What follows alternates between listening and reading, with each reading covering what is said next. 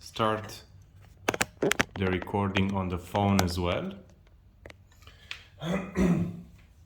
All right, so I hope you had a good weekend and I hope you had time to practice a bit.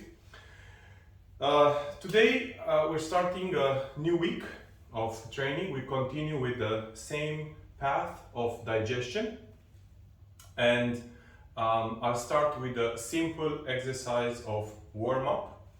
I put my hands on my hips and I start bending left and right, up and down first, then left and right, and round,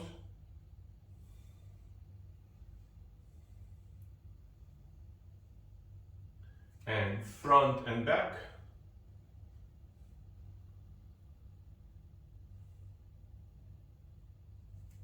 excellent, very good.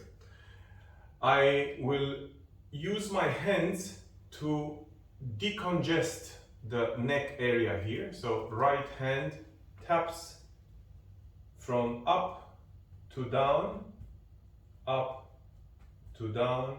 So I start right under my ear and I continue down to my shoulder.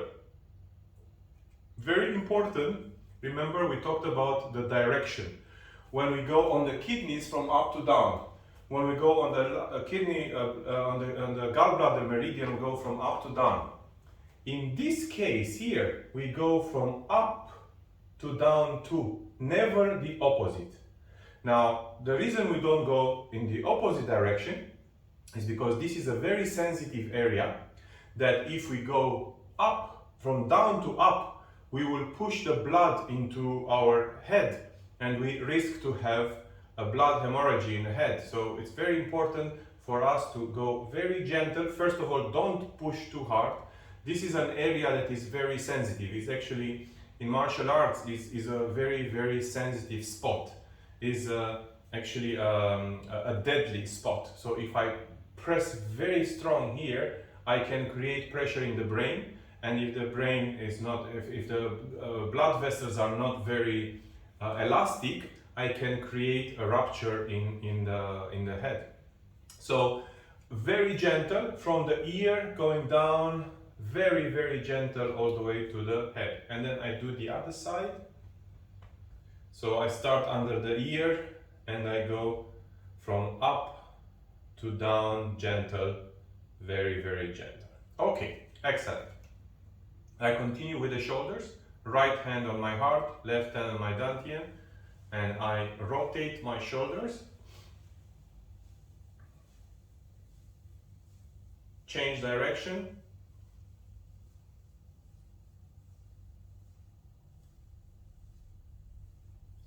very good. Okay, I continue with my shoulders by doing very small circles with the index fingers, change direction,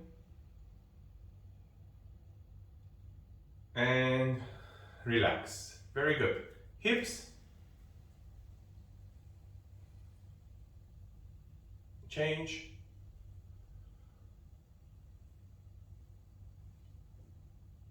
and spine. I go down and left, right, fold your arms, left, right, and down. Excellent, very good. Today we want to do the warm-up by using the 8 brocades routine. So we're not going to do it, so you see the Qigong can be also used to warm up. We don't want to use it only for the routine itself. So when we do it for the warming up, we don't have to do a lot of repetitions and a lot of breathing or holding. We just do simply the movement. So it can take like minimum time, a few minutes. So we start from here, left on top of the right, and I go up and I stretch, inhale and exhale, I go down back here. I put my hands in front, I turn to my left, and right elbow goes back, left goes in front, like I am using a an arrow and a bow. I'm aiming at something and I relax. Right in front of the left, I turn to my right and I do the same thing on the right. And I relax again. Next one, bring the hands in front, turn your palms, left goes up, right goes down, I look left and I look up. I push my left hand up and I relax again. Both hands in front, turn your palms, right goes up, left goes on the hip, I look to my right, I look in front, I push up. And I relax and I relax my hands. Very good. Next one. I open my palms, my elbows, my shoulders and my chest, and I look to my left. And I relax completely my hands. Left, right. I look at my right, and again, I relax. Very good. Next one. I bring my hands here, fist on the ribs. I inhale, exhale, bring the left hand in front. I open, inhale, exhale. I inhale, exhale, I open, inhale, exhale. I bring my hand back and again I relax. Place your hands on your hips, turn to your right, look down all the way to the left and then look up. So I'm stretching my spine in a coil direction and back. I go to my left, I look down and I look up. And I relax again. Very good. Two more. Hands down on my feet and I go up. I straighten my back and I look up. Then I bring my hands on my ribs, on my kidneys and down here. And again, 1, 2, 3, and relax. Number 8, on my toes, I inhale and I exhale and I bring my heels down. Very good. Okay, so now I did a warm-up using Qigong. And again, whatever we do, we have to be in touch with our body, which means we have to feel. Is it relaxed now? Is it still tense? Do I have pain? Do I have stiffness in my body? So warm-up is something very individual. You know how long and how intense you have to do it. But since we're doing the class, obviously you can follow what I'm doing and in the same time put more of your intention to relax. So today class is going to be about a very dear technique to me, which is, for some that don't really like what we do, can be boring. It's a technique to slow down our movement. So it's called the counting technique. And today I want to focus on it because this week is again the week number 2 of digestion. And we want to slow down our body to observe our digestion. None of you yet sent me how much time your digestion takes. So I'm not sure if you forgot or if you didn't do it, but in order to make your digestion efficient, you have to measure how is your digestion right now. So there is no progress that we can do if we don't measure what we do. So measuring stuff, if you want to lose weight and you don't know how many kilos you weigh right now, and you don't know how many kilos you want to weigh in like 2 weeks, then how else you would record the progress? How else you would record what you're doing? So it's very important to measure it. So measure your digestion. Remember I said in the last class, from when you finish your meal until your stomach is again empty and your intestines are working, so you don't have any more digestion in your system. The process of your digestion is stopped. So today the counting technique. Counting technique can be done with pretty much everything that involves movement. The movement is from A to B, and I split this A to B as a distance, yeah?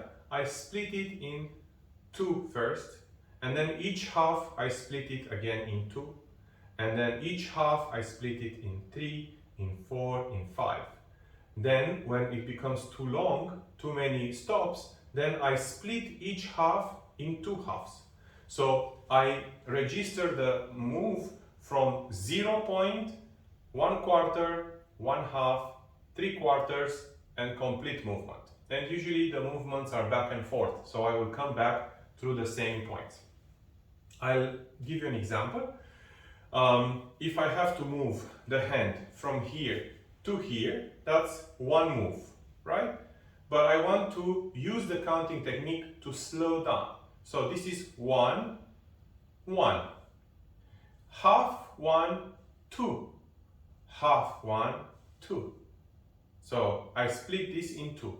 Now I want to split it, each half I will split it in three. So 1, 2, 3, 1, 2, 3, 1, 2, 3, 1, 2, 3. And we can do this with the first move of Tai Chi. 1, 2, 3, 4. So this is 1, 2, and I relax. Now notice, when the movement is done in 1, I will use momentum. It's impossible not to use momentum when you do one move, because the move is fast, and of course what I want to do is not to use momentum. Tai Chi is about not using momentum.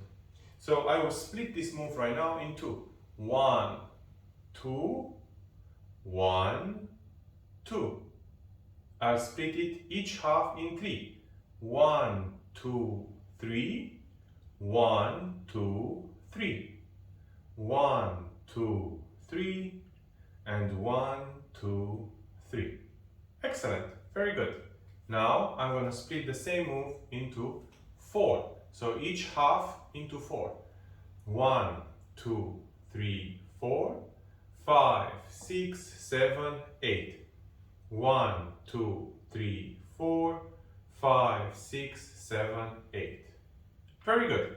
So when moving the hands is quite easy because you're balanced and you have a lot of control on the gravity of your hands. Just by when you lift your hands, you use certain muscles of your arm, shoulder, back, and it's quite easy. But it's not the same when we use the gravity of our entire body. What do I mean by that? Is by making steps. So when I want to move the legs, then it's different because I need to sustain the gravity force of my body.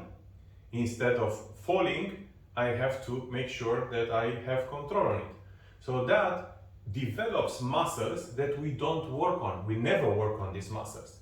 That's why a Tai Chi practitioner, long life Tai Chi practitioner, very hard to find Tai Chi practitioners, good practitioners, that fall or lose their balance, even in their oldest age.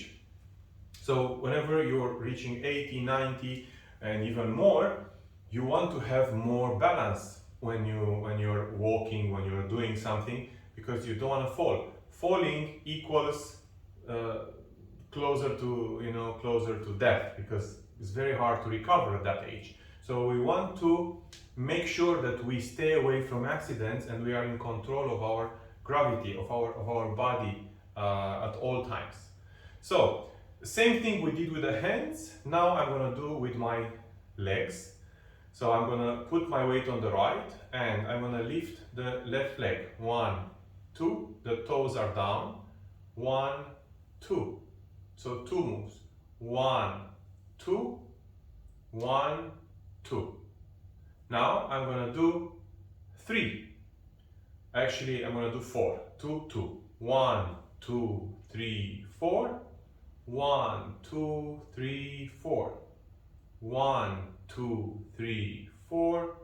1, 2, 3, 4. And then I go back. Now, when we practice Tai Chi, we usually start with left and then we continue. But this is not a Tai Chi form. This is for you to make sure that you have enough control and enough power to sustain your body and slow down when you're walking or when you're moving your center. If you notice, in Tai Chi, I don't talk about the body too much, but I always talk about my center.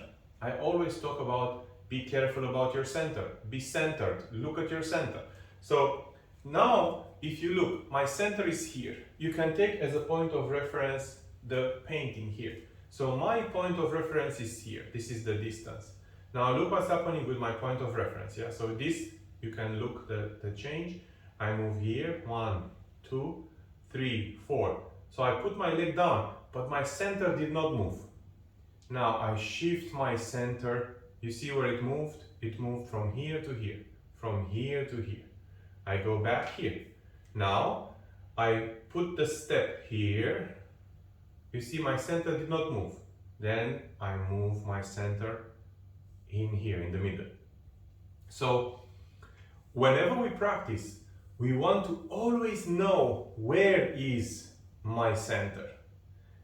Where is it in the space where we are? My center is here. I want to move my center there.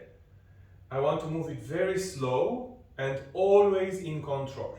What does it mean always in control? If you ever watched cartoons, how they make the cartoons? They have, or how they used to make them. Right now it's more digital, so it's not the same technology. But before, the cartoons were made by drawing pages, and you would have one page with me sitting here, another page with me left up, another page with it, another page here, another page here. And then when you would flip the pages, 1, 2, 3, 4, 5, 6, 7, 8, you will see the movement here. Now, what is time? Time is a repetition of space frames, right? So time is actually the animation of the space. So when we do Tai Chi, what we do, we decompose time. And of course, we're talking about metaphorically, philosophically, symbolically, but in reality, that's what we do. We do exactly this. We stop time wherever we want. By being in control of the space frames, we can act on the time. Now, we do this physically by slowing down, but mentally is something very interesting that is happening, because mentally we have more time to think, to contemplate, to meditate.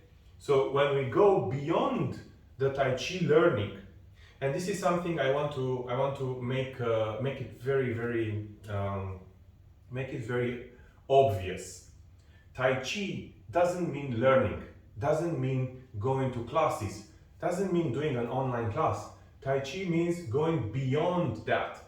In my second book, I'm writing about the stages of learning. The stages of learning in Tai Chi. First, you learn. You think, okay, I need to do my hand here, I need to punch, I need to strike, I need to step. So you go through all the process of learning, and then you start practicing. And when you practice, there is a point in time when you did enough practice that we don't have to think about what we're learning. So we became on an automatic pilot. The body knows what it has to do. So you do this one, you do this one, but I think about what I'm going to eat for lunch or dinner.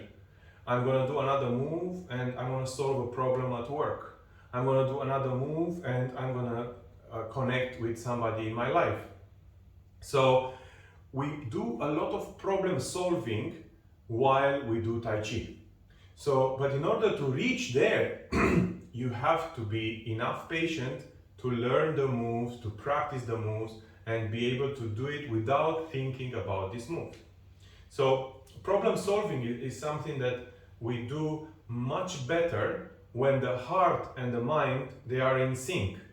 Which means what? If I want to solve a problem only logical, only using my mind, I will only use the resources of my mind. I won't feel the problem, I won't feel the situation.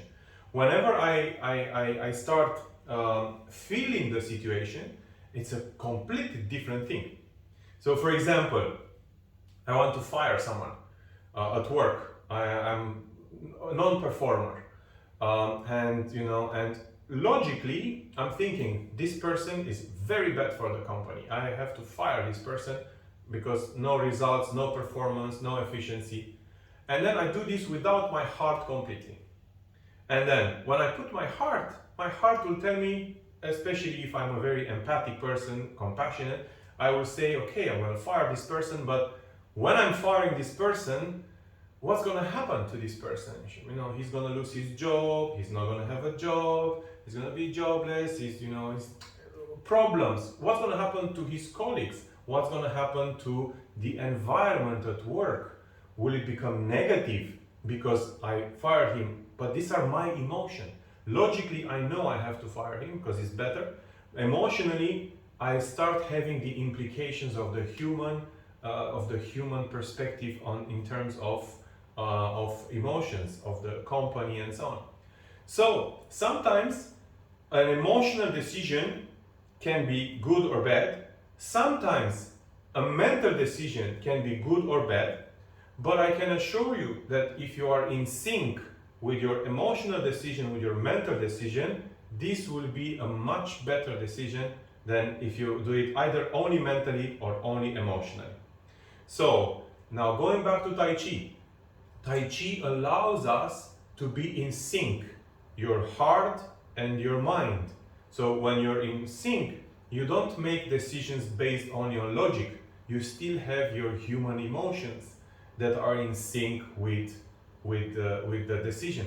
So when you solve a problem, you solve the problem from both sides, from both perspectives, because we do have both perspectives, yin and yang, right? Yang is mental, yin is emotional. So we want to make sure that they're both together. So this is what happens when you are in the advanced stages of practicing Tai Chi, because you manage to solve problems from a different angle. And but for that you need to learn, you need to practice, and you need a lot of repetition. Excellent, very good. So now let's practice with a ball. And if you don't have a ball, you may take your bottle or basketball or whatever you're using for the ball. By the way, for those of you who order balls, they are ready. So I will send you the details on WhatsApp after the class, and then we can arrange to deliver the balls to your homes.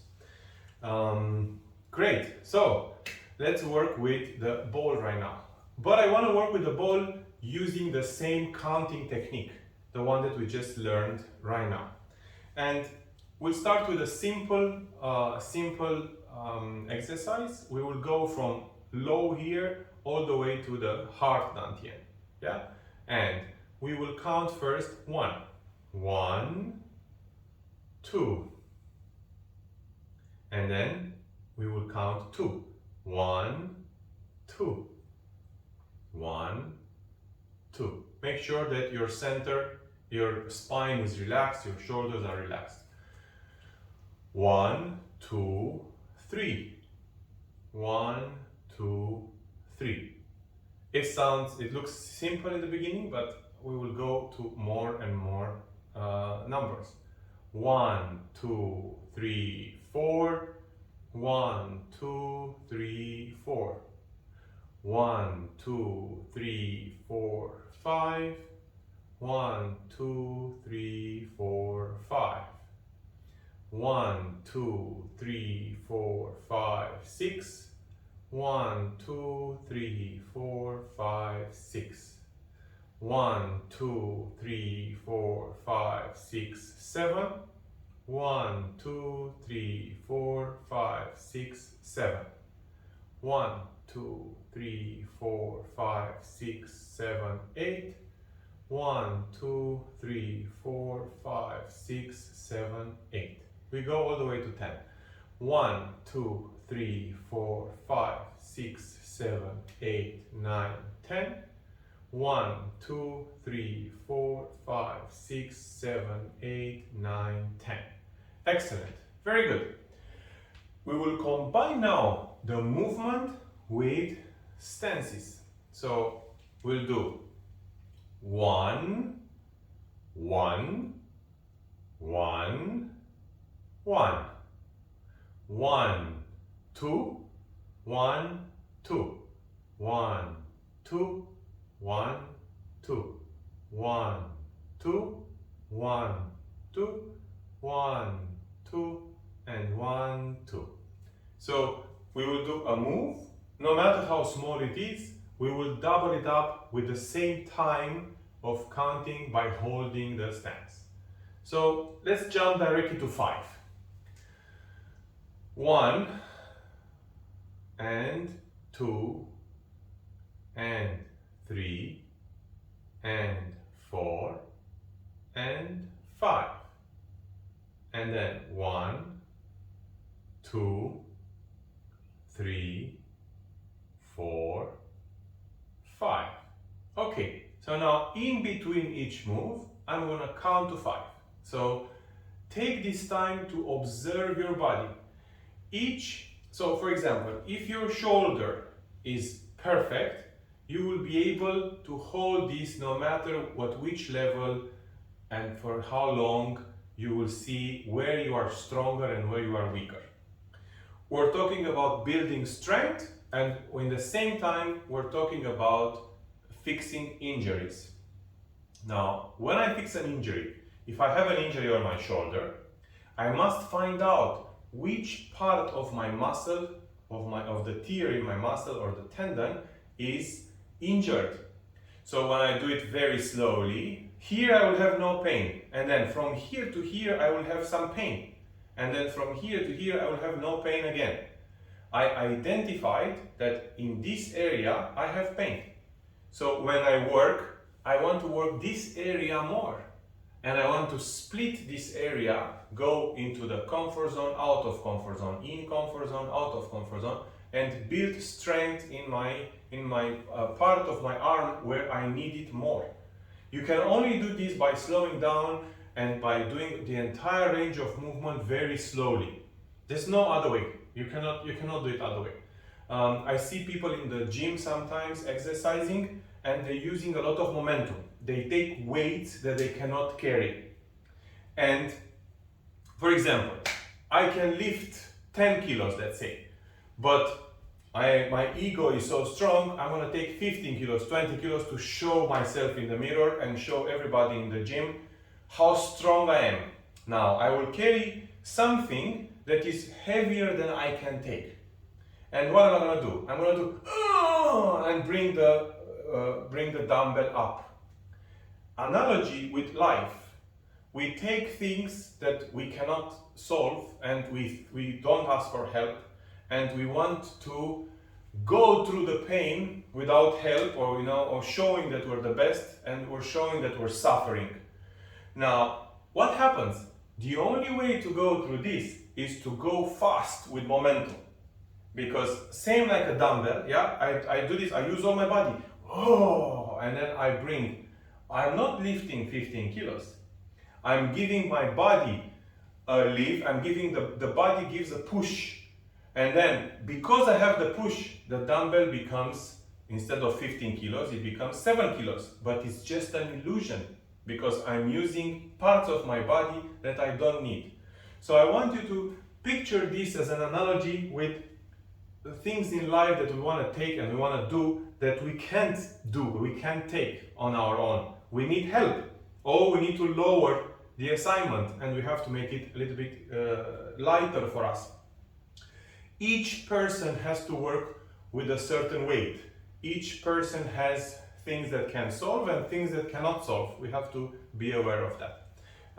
Excellent, very good. So let's continue the practice with the ball. I want to do the practice right now sitting as we got used to. So we do two types of practices. One is sitting and one is standing. So we do this one right now, sitting. Yeah, excellent. So we will use the same counting technique. And I bring the ball here to the left. Now observe, my right part of the body will work. And I do this. Bring the ball up. 1, 2. 1, 2. Make sure that your back is straight. 1, 2. 1, 2. Perfect. Now I'm going to split each move in 2. So from here, 1, 2, 1, 2, 1, 2, 1, 2. Excellent. Each move I'm going to split it in 3. So 1, 2, 3, 1, 2, 3, 1, 2, 3, 1, 2, 3. Perfect. 4. 1, 2, 3, 4. 1, 2, 3, 4. 1, 2, 3, 4. 1, 2, 3, 4. Excellent. Rest a bit and observe your lower back, because this exercise works a lot on the middle and lower back. It's important to have your feet on the ground, have a good solid chair that allows you to move. Yeah, so I have a back support here, but I'm really not using the back support. So you can do it with no back support. I don't recommend to do this exercise in bed because the mattress is soft and I don't think you want to you want to keep your back straight. So it's better on a bench or on a chair that is strong enough and not sinking.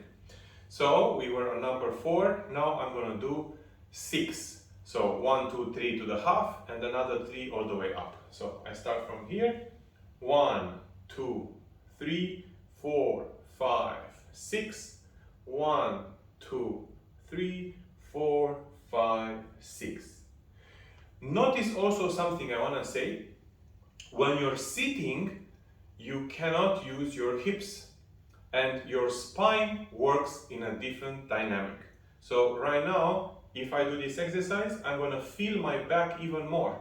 When I'm standing, I'm going to move my hips. So I'm not gonna do the rotation of my back completely. So we have to alternate between sitting and standing exercises. There's nothing wrong with sitting as long as we don't sit too long. So we did 6, now let's do 8.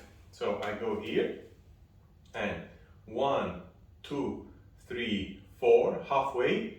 1, 2, 3, 4. 1, 2, 3, 4, and 1, 2, 3, 4. Perfect. Now, we want to do the same exercise, but we want to stop in between. So from here, 1, 2, 3, 4. I hold 1, 2, 3, 4. 1, 2, 3, 4. 1, 2, 3, 4. 1, 2, 3, 4. 1, 2, 3, 4. 1, 2, 3, 4. And 1, 2, 3, 4. Going back. 1, 2, 3, 4. 1, 2, 3, 4. Going up. 1, 2, 3, 4. 1, 2, 3, 4. 1, 2, 3, 4. 1, 2, 3, 4. 1, 2, 3, 4. And 1, 2, 3, 4. Excellent. Very good. The counting technique can be used in anything. In fact, if we have to talk about business and leadership, the counting technique is a technique which is very famous in the business world, in the management world, leadership world, which is used for process improvement. Now, Key-Train is a method of efficiency. The pillar number 2, remember, pillar number 1, active relaxation. Pillar number 2, energy efficiency. Pillar number 3, mastering attention. So, on the number 2, becoming efficient with your energy, you can think about how can you become efficient in anything you do. And one of the ways to do is process improvement. Now, process improvement sounds like a big word, but it's actually something very simple. Everything is a process. Same like we talk about Tai Chi, right? The time is accumulation of different space frames, like the cartoons that I was explaining, right? Now, process improvement means to reach from A to B with minimum resources, to make it better quality, less prices, less costs, and so on. Now, in the process improvement, what we do, we split the processes into different parts. So, for example, if I have to go from here to the supermarket and buy milk, I need to see how can I become more efficient to buy milk from here to the supermarket, to bring the milk at home. So in order to do that, I have to split the process and see how can I make this process faster, for example. So I can go walking, I can go by car, I can go by motorbike, I can go by bicycle. Now, if I go by car, the parking is a mess, so I'm going to lose half an hour. So I need to maybe use my bicycle, or it's cross the street and I have to cross the highway. So go by car, I need to go 10 kilometers, make a U-turn and go there. Like in Dubai, for example, you want to go across the street for a supermarket. It's easier sometimes to take the taxi because you avoid parking. Sometimes it's easier to walk because you avoid the traffic, and so on and so forth. But in order to do this process improvement, you have to use the counting technique. So you split the process into steps, little steps. Now in Tai Chi, we say that it's time, but it's actually steps. So when I go from here to here, I want to see where am I not efficient? Where do I have pain? Where do I put a lot of effort? And I want to work on that part, right? So comparing the business, the leadership, our life to become more efficient, you can compare it to the counting technique and use the counting technique to see how can you improve. Now, the counting technique simply does, it slows down your process for you to observe and make it better. It's the same with Tai Chi. I want to see where I lose my balance. It's the same in business. Where I lose money, where I lose profit, where I lose employees. I need to find out. In order to find out, I can't look at one line. I need to look at steps. Okay, step number 1, I go and I get my wallet. Step number 2, I take my car keys. Step number 3, I step in the car. Step number 4, I go this way. Okay, step number 5, I park. Step number 6, I get the milk. Step number 7, I pay. How can I be more efficient and more fast? Do I pay to the cashier where there's a long queue, or do I pay to the self-paying cash machine? So these are all examples, but they can apply in everything. Cooking in the kitchen, same thing. You have so many ways to do a recipe. You can have the ingredients, how you keep the ingredients, how you prepare the ingredients. One dish can take half an hour, another dish can take 3 days. So that's why counting technique is so important. So counting technique is a very, very ancient technique in Tai Chi, but it's heavily used in business, in process improvement. Excellent, very good. So now I want to close the session today with a Qigong exercise, Qigong routine, without the ball, and of course it's going to be done standing. So let's practice together. Yes, very good. All right, so we will work on the heart today, and I will put my right hand on the heart first,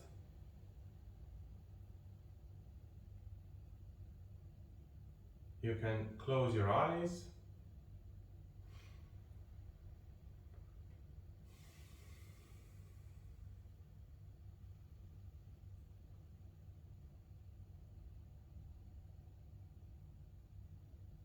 And I want you to think about 3 things, persons, events, situations that you are grateful for.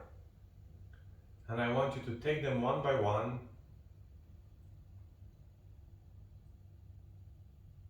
and formulate in your mind and in your heart how and why you are grateful.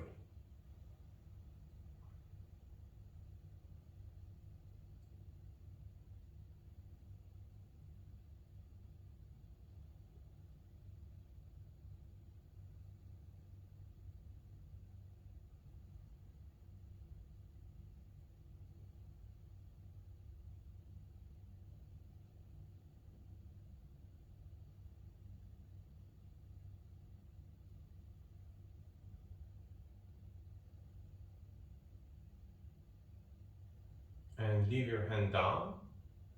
And I want you to now choose a person in your life that you didn't talk to for a long time, or you didn't have the chance to express how grateful you are. And I want you, while you're thinking about this person and you express in your mind, in your heart, your gratitude, I want you to observe the changes in your heartbeat and in your breathing.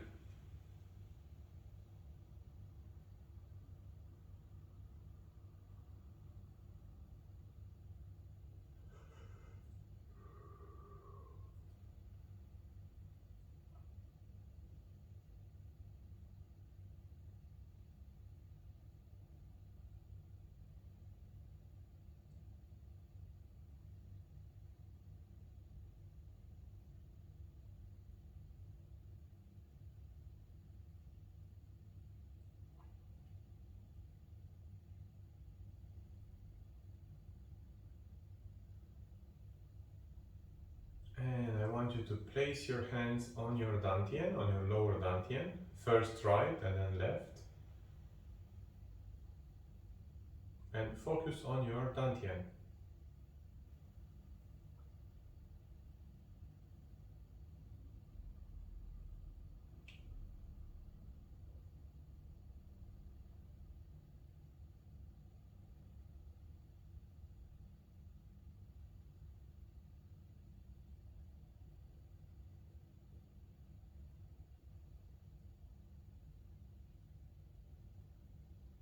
And relax and step on your toes and tap.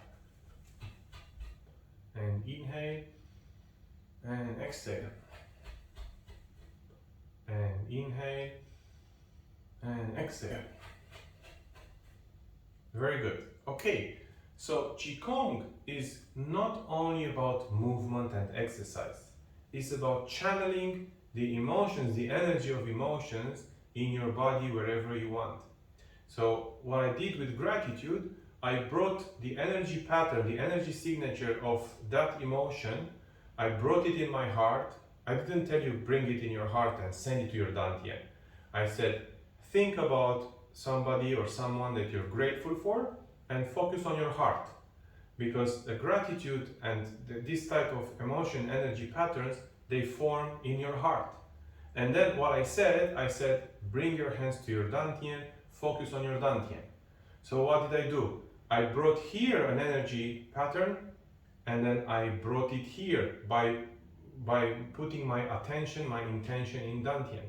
So I don't have to say, take the energy from here and put it there. Whenever you simply redirect your attention, that's what happens with your energy. You bring it down to your dantian. Excellent. So now I want you to do another exercise. I want you to place your hands on your heart again. And I want you to think about something, a hobby or a passion of yours, something that brings you a lot of joy.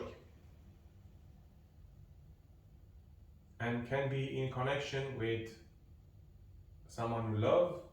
It doesn't have to. It has to be something that you really, really have passion for and you enjoy doing it, thinking about it, um, making, whatever that is. And be in that energy.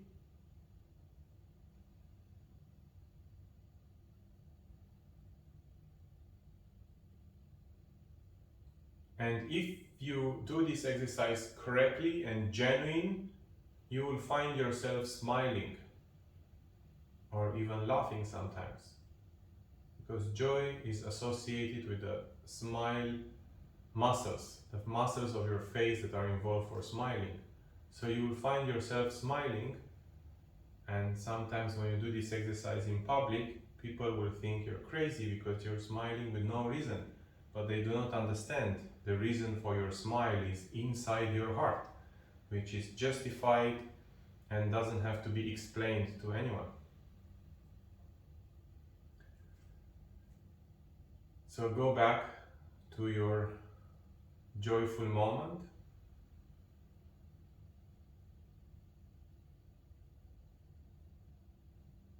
and place your hands on your dantian again.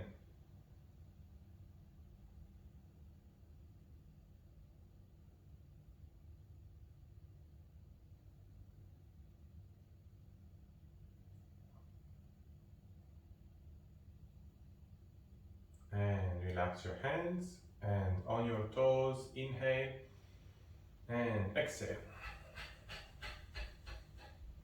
And inhale and exhale. And one more time, inhale and exhale. Very good. Okay, excellent. So today we're gonna finish a little bit earlier, as I have to actually run somewhere else. But I will definitely see you on Wednesday. Wednesday the same time at 11. And I'm not gonna send WhatsApp messages anymore because all the Zoom links will be on the website. If you want to contact me, feel free to do that. For the Tai Chi balls, I will send to those two of you that ordered the balls. I'll send you I'll send you a WhatsApp message, and we can organize for you to receive the balls. And I'll also explain about the payment and everything. So thank you very much. I hope you have a great day, and I'll see you all on Wednesday at 11 o'clock. Thank you.